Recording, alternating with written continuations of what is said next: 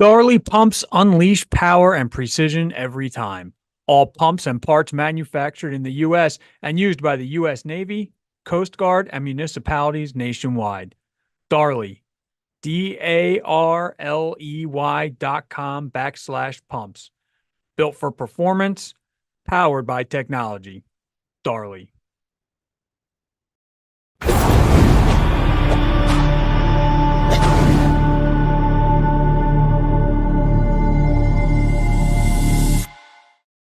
Hi, Chris Mc Loone here with Fire Apparatus and Emergency Equipment. Welcome to this episode of our podcast. Today, we're going to be talking grants. We're not going to be necessarily getting into the ins and outs of applying for the grants and that whole process. We're going to talk about the history of the Assistance to Firefighter Grant Program and the SAFER Grant Program. Close to home for me, recently, the Philadelphia Fire Department was a recipient of funds from these programs, specifically on the SAFER side, and they've been able to put various companies throughout the city that had been taken out of service. They've put them back in service. So these programs are important. And what's important to know for 2024 is that they are up for reauthorization, which is a very important thing. What we're going to talk about today with my guests is how firefighters and fire departments can work at the grassroots level to make sure that our local and our federal representatives are aware of this program and aware of its importance, these two programs, aware of their importance, and also how we can work with our manufacturing partners. You walk into a firehouse, there's tons of equipment in there that, have come from various manufacturers. And my two guests today are representatives also of a couple of associations that represent those manufacturers. So today I have Lee Morris. He's with the Oshkosh Corporation. He's the Director of Government Operations there. And David Durstine, who is Vice President of Sales at IDEX.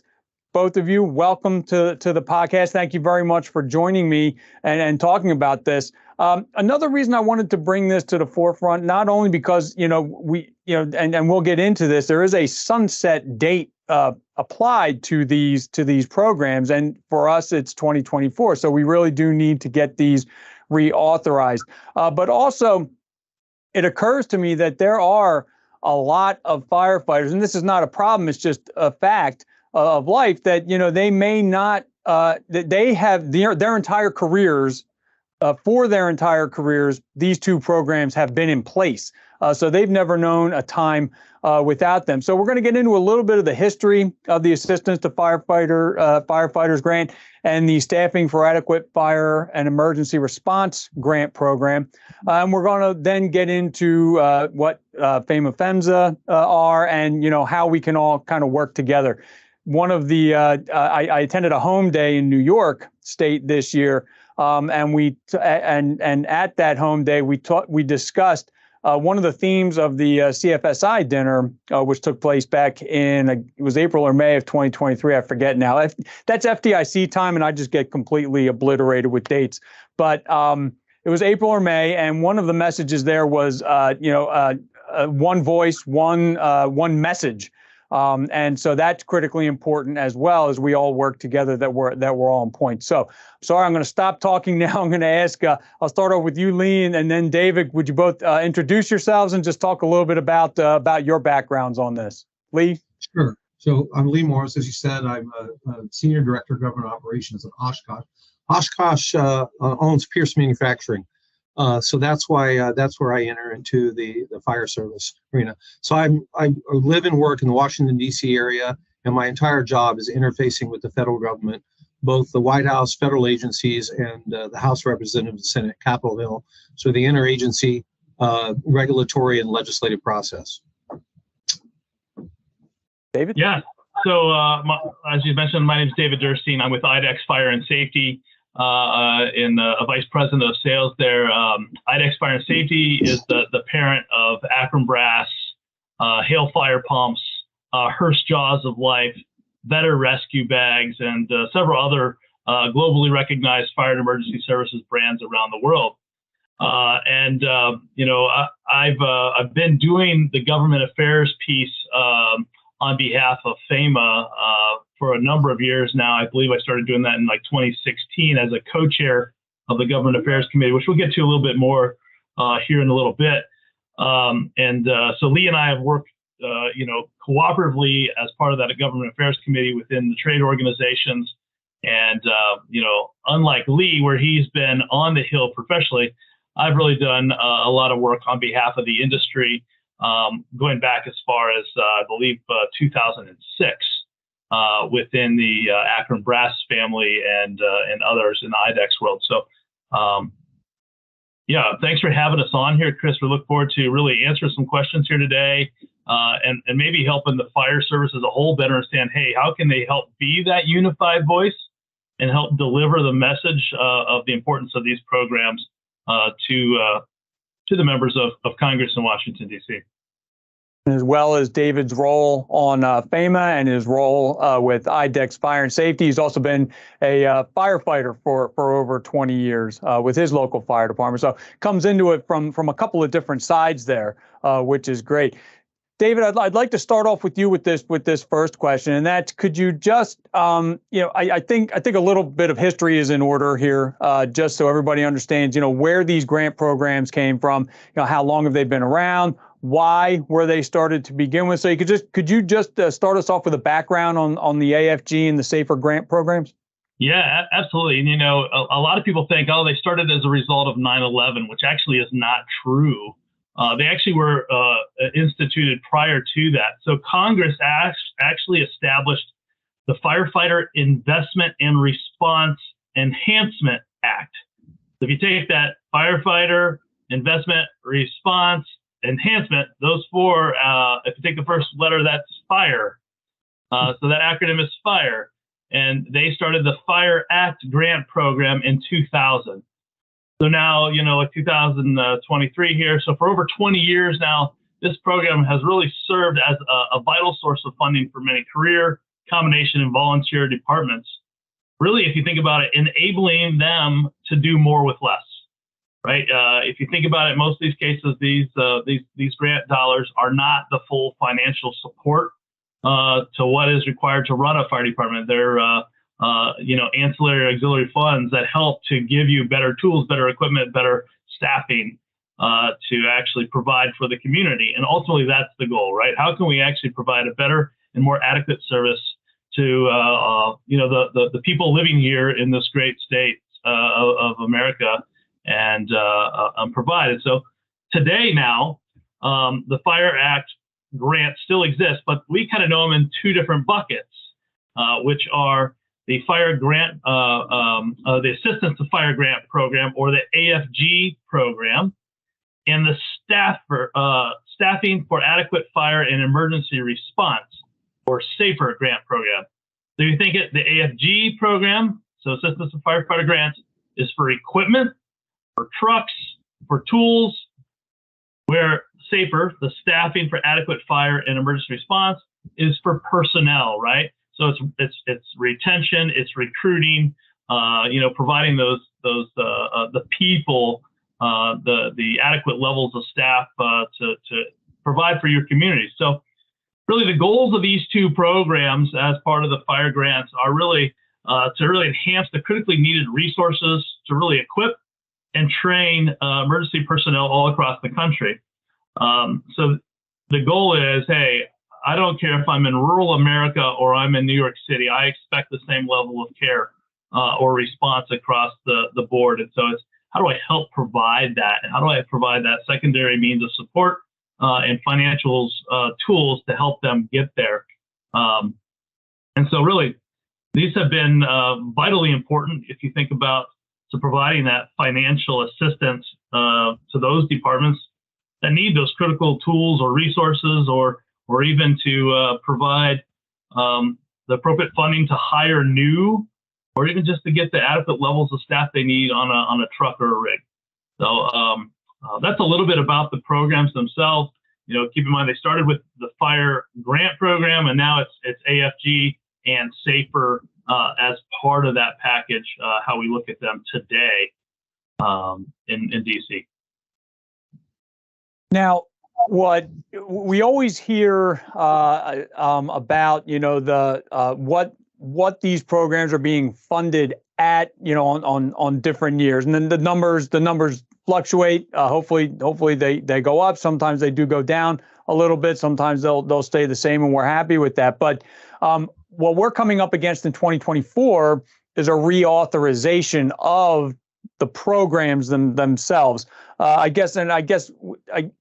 that be reauthorization of the Fire Act, which would then hold those two programs, or do they consider it reauthorizing AFG and SAFER? But Lee, I'll go with you on that one. What is reauthorization, and why do these programs have to be reauthorized every so many years? And I'm sorry, just one other one for you in that. Does reauthorization, is that the same as having the funds allocated? So I'll let you talk now.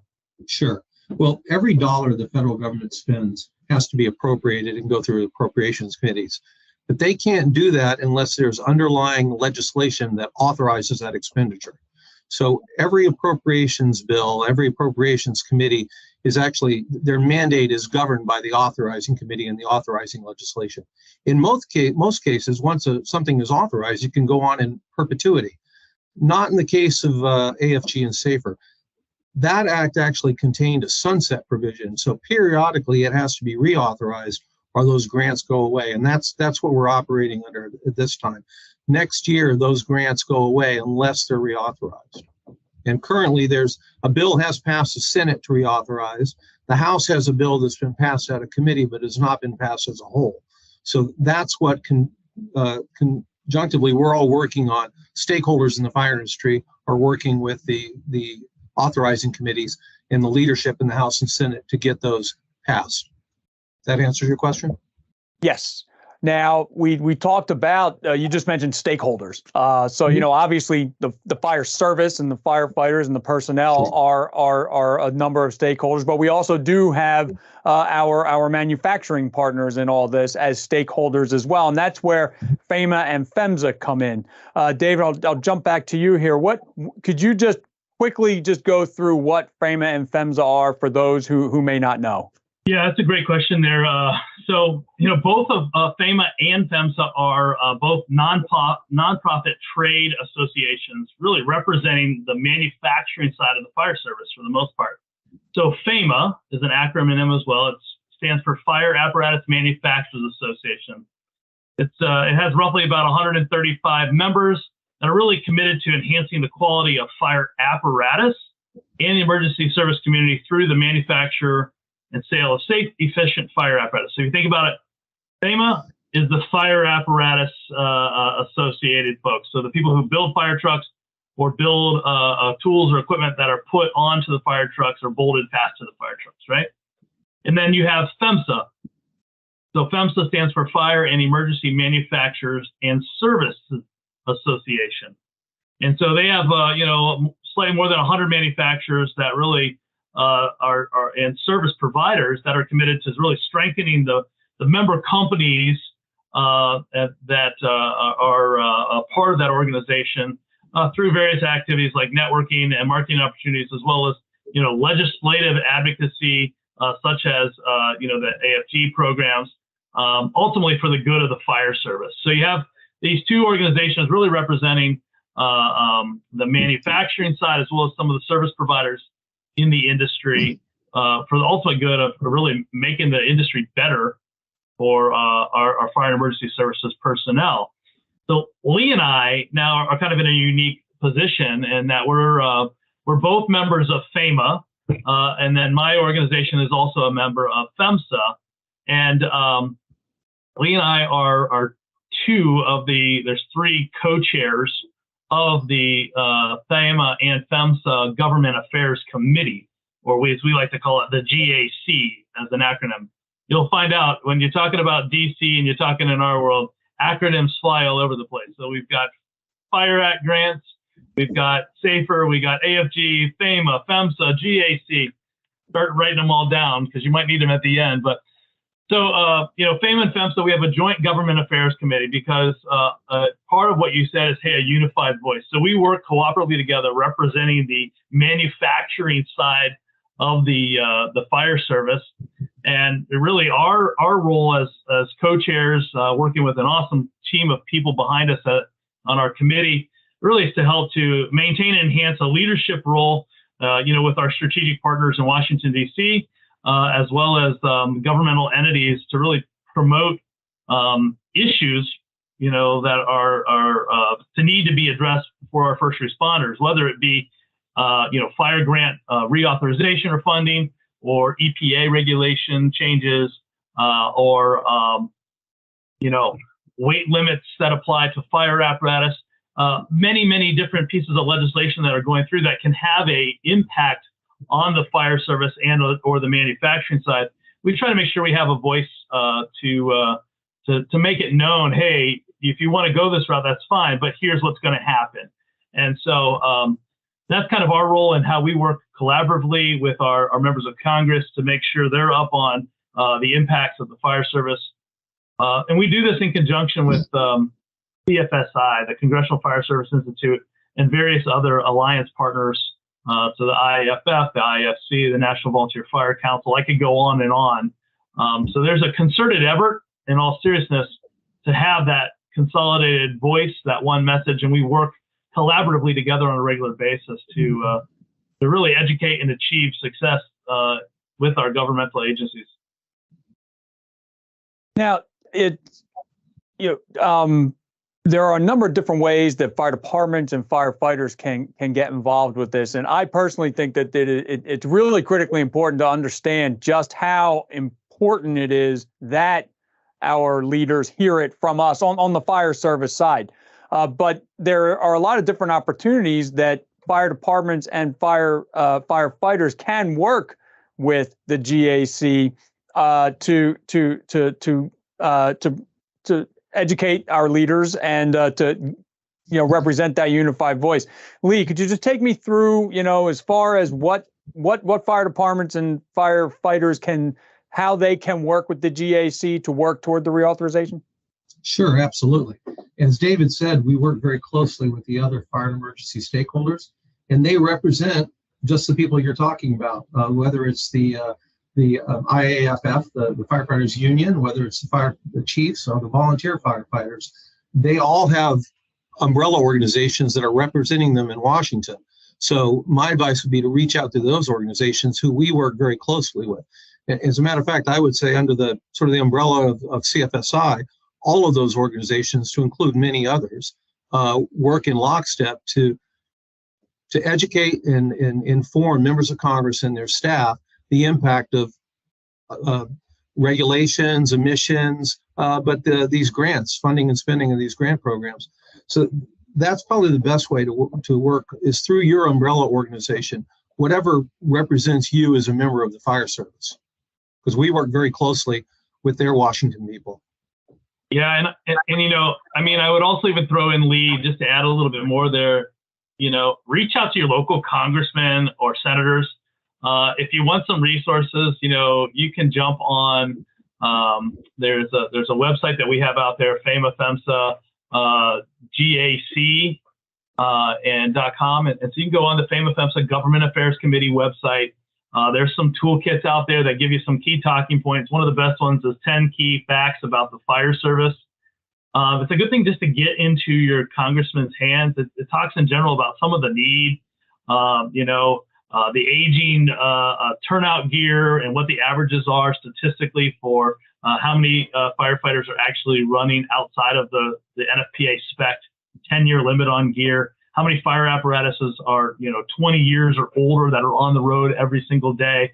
I don't think any of us run around in a aged car, except maybe if you have a collector, I guess. So there are those exceptions, but it's not your daily driver in most cases where you're driving around a 20-year-old car every single day. And so, but we expect our first responders to do that. No, we need to make sure they're in the best, have the best equipment, the best tools, are in the safest responding pieces of equipment or rigs possible, so that they can provide the adequate services to our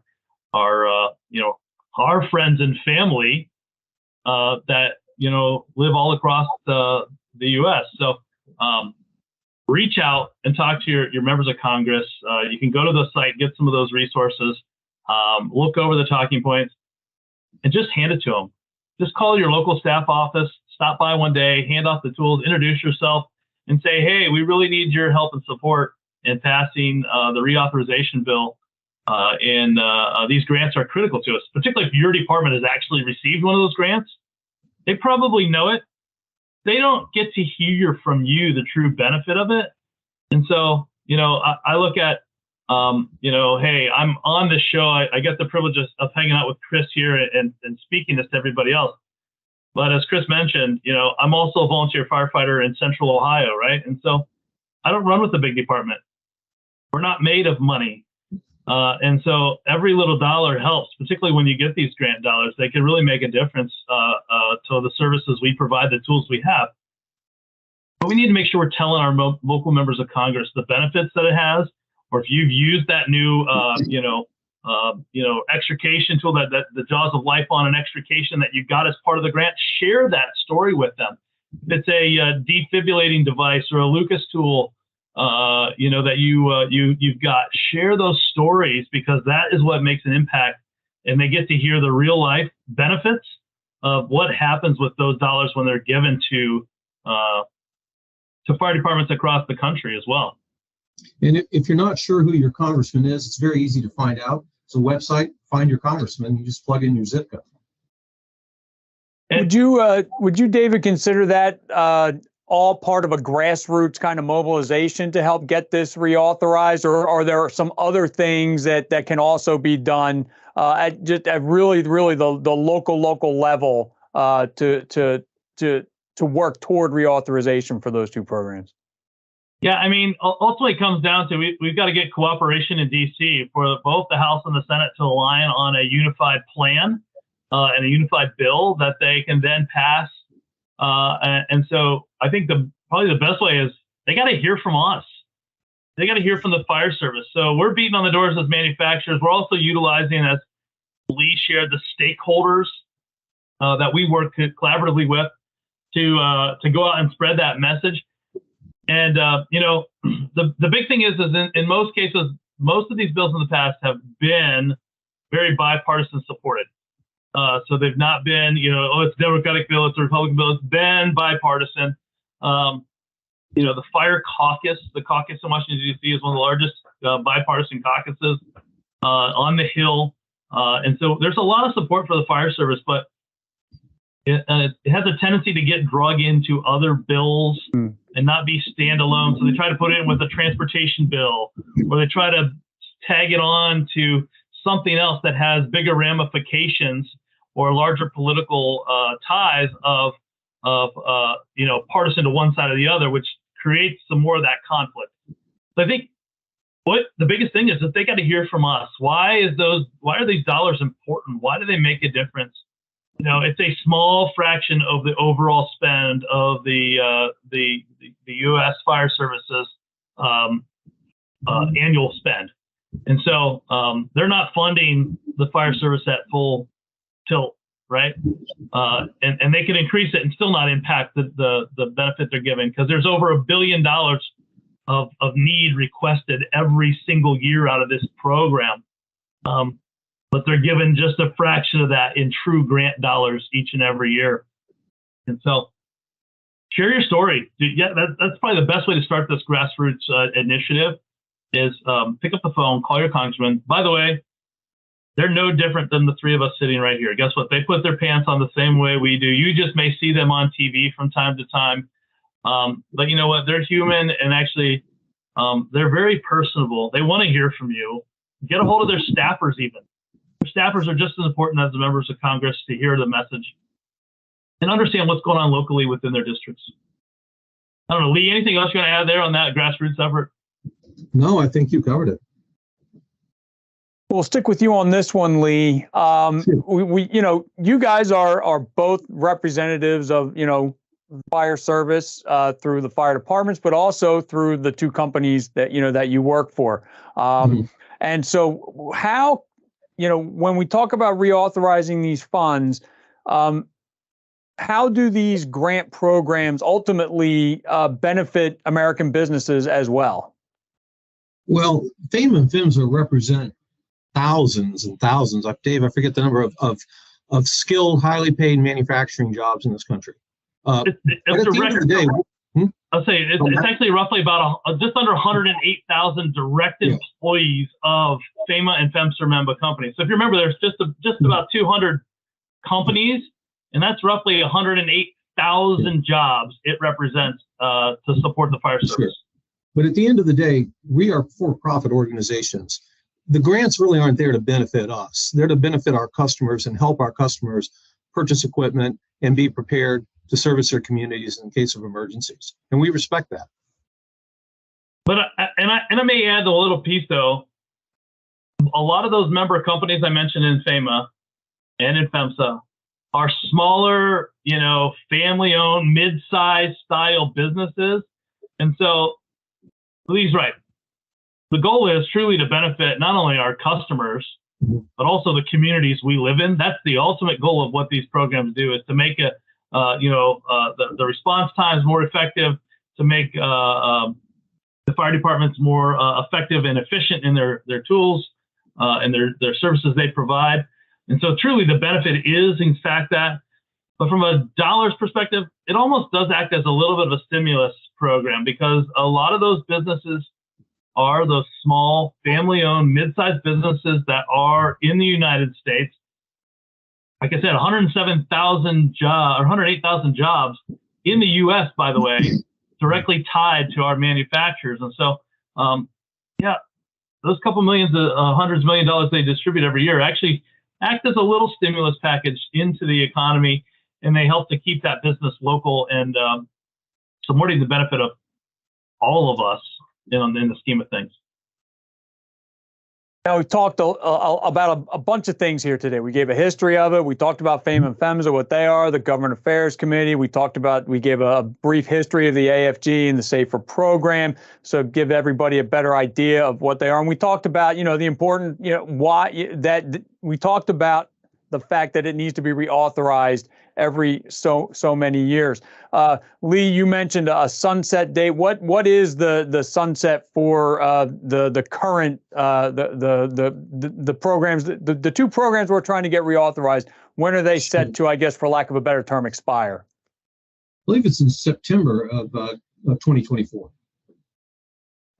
Okay, so just for everyone to keep that in the back of your minds as you're starting to mobilize here, starting to do exactly what David and Lee have explained about getting in touch with the associations that represent you, as well as getting on the phone to your congressman, making sure that you get that message out there. Talk about your successes. Talk about your struggles too. Explain, why, not only that we got this great tool, like you brought up an extrication tool, David, and that might have been the first tool that fire company had been able to purchase in 25 or 30 years. So it's not only, it's made them more efficient. It's benefited their customers, which are ultimately, our communities. Our customers are the communities that we serve as first responders. So, but talk about the struggles that led up to that, that led you to apply for that grant, or that are leading you to apply for it now. Just make sure you do all that and keep that September 2024 date in the back of your mind, as we move forward with this. Well, guys, I want to thank you very much for joining me today. But before I let you go, Lee, I'll start with you. Do you have any general comments about these two programs and the fire service's role in getting them reauthorized?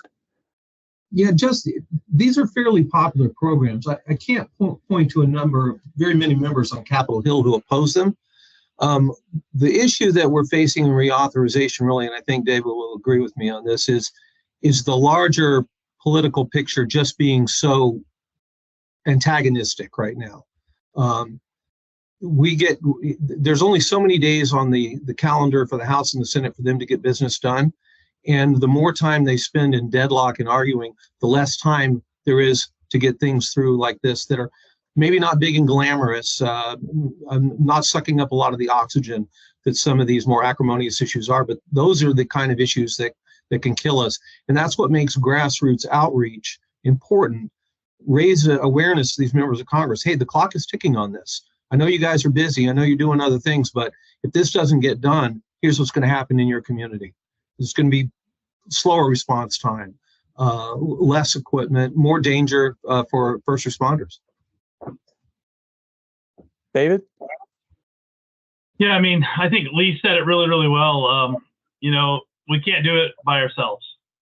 It takes a village. I tell you, I'm proud to be a part of the U.S. Fire Service and to be a piece of that, brother and sisterhood of all those other first responders here. I hope everybody else watching this is as well. But it's going to take all of us to help get this initiative passed. And so take the 10 minutes, pick up the phone, make the phone call, stop by, drop off a cup of coffee with your local congressman or their local staffers at a local office. Share your stories. I think good and bad. Chris, you said it probably best. I focused on the good. You mentioned the bad. But you know what? Why is there that need for your specific department? And let them hear it, because they don't know unless somebody tells them, right? And so if it's one phone call, they're going to listen, but it might not make the difference if it's 100 phone calls on that same day. So if you're watching here, take action. It requires all of us. And so the ask from us is, you know what, we're going to continue to do our part to advocate for the fire service. We just need your help as well here a little. I think that's really, really what it all comes down to. And I really want to stress that, it isn't a given. It's not a given every time that this will get reauthorized. So there is a bit of urgency right now to really get out there and communicate with all of your leaders and make sure that message gets through. Well, David and Lee, I want to thank you very much for joining me today and taking some time out of your busy schedules to just go over all over this with us. If anyone listening or watching has any questions about this, let me know. I'll get in touch with David and Lee, and we'll get those questions answered for you. I'm at chris.mcloone@clarionevents.com.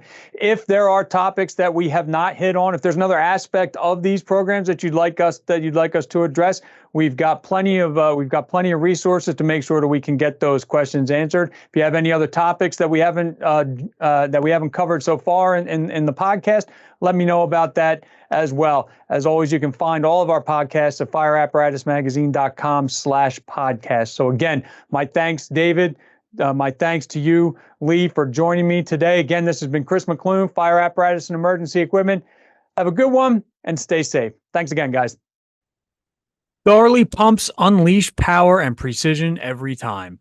All pumps and parts manufactured in the U.S. and used by the U.S. Navy, Coast Guard, and municipalities nationwide.